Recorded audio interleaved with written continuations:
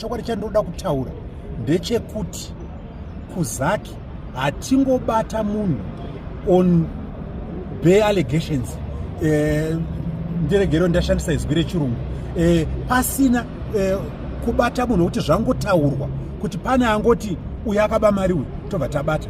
Tinoda kuziva kuti zvamuri kuti akaba mari akaiba sei.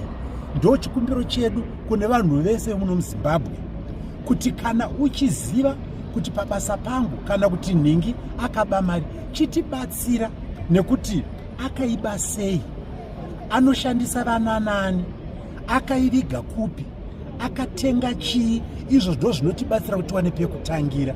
Saka mubvunzo wenyu wakanaka mukoma, asi ndo zvatinoshuvira kuti dai vanhu vakatipa.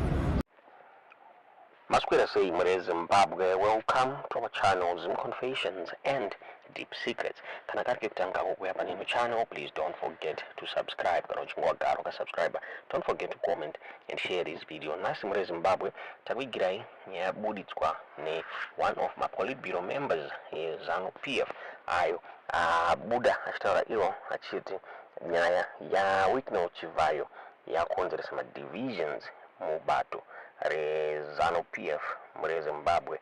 YaChivhayo ndofunga mazuva apfuura aibuditsa mota, achidoneta mota nemari Zimbabwe kuma-ZANU PF supporters and ZANU PF members.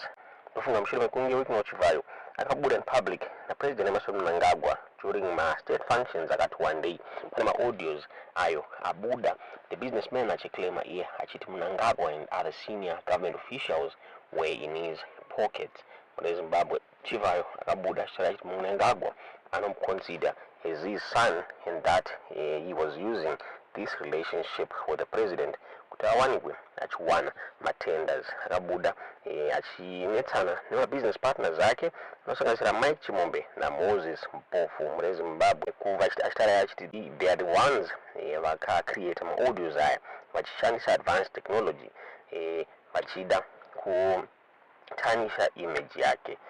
Anofunga Chivhayo na Mike Chimombe na Moses Mpofu vari kurwirana 40 million United States dollars iyo yavakapiwa mushure mekunge vasupply ma-election materials to the Zimbabwe Electoral Commission Zimbabwe.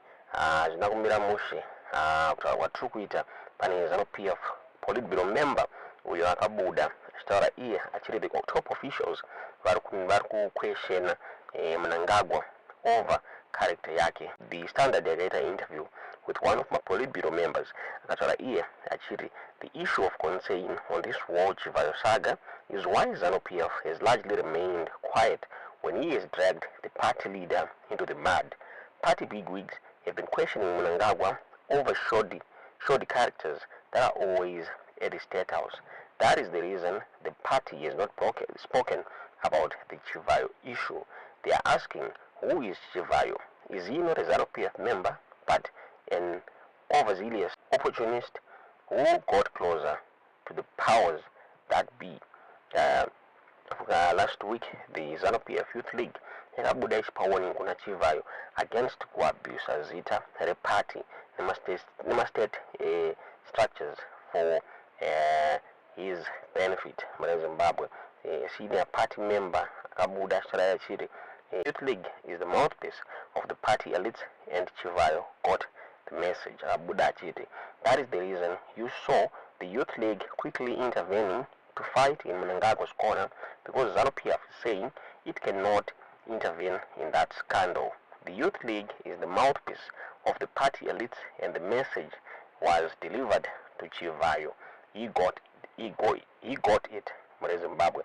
Ndozviri kunzi zvakataurwa ni vakuru veZANU PF Zimbabwe. Ndofunga musi weSunday the Zimbabwe Anti-Corruption Commission yakabuda ichitaura iyo ichiti they've gathered more information yekuti vangu vachiinterviewa these two on ma-allegations yenyaya iyoyi. Kutaura kwatiri kuita Chivhayo akadeny ma-allegations aya paakabvunzwa neThe Standard akataura iye achiti I have never been to the State House last week and I have no intentions of going there.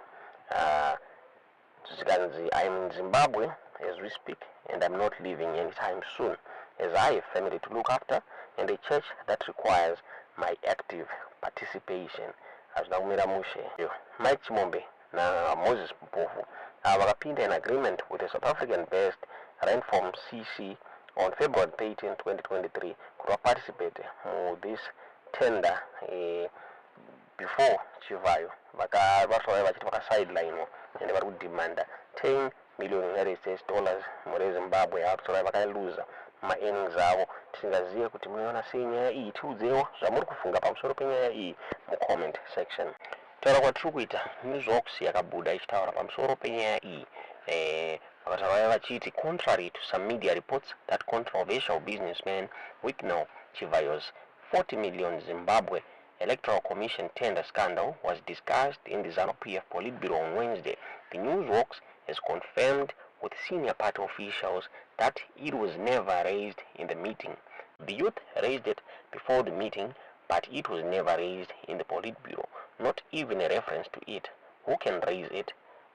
Most top officials are compromised, even if they are unhappy with YaChivhayo's behavior. They are not willing to talk about forthrightly, a ZANU-PF Politburo member said yesterday. Tisingazive kuti munoona sei nyaya iyi, tiudzewo zvamuri kufunga pamusoro penyaya iyi mucomment section. Taura kwatiri kuita the ZAC yapa updates on this issue asora ivo vachiti havasi kuzomira, hapana ari kusarudzwa muZimbabwe. They're coming for munhu wese ari corrupt. Tisingazive kuti chapera sei nyaya iyi. Are they going to investigate nyaya iyi zviri free and fair, kana they are going to be biased because Uninvestigated is a close ally of President Emmerson Mnangagwa? Tiudzewo zvamuri kufunga pamusoro penyaya iyi mucomment section. Asi chokwadi chandoda kutaura ndechekuti kuzaki hatingobata munhu on bare allegations, ndiregero ndashandisa izwi rechirungu, pasina kubata munhu kuti zvangotaurwa kuti pane angoti uyu akaba mari uyu tobva tabata. Tinoda kuziva kuti zvamuri kuti akaba mari akaiba sei.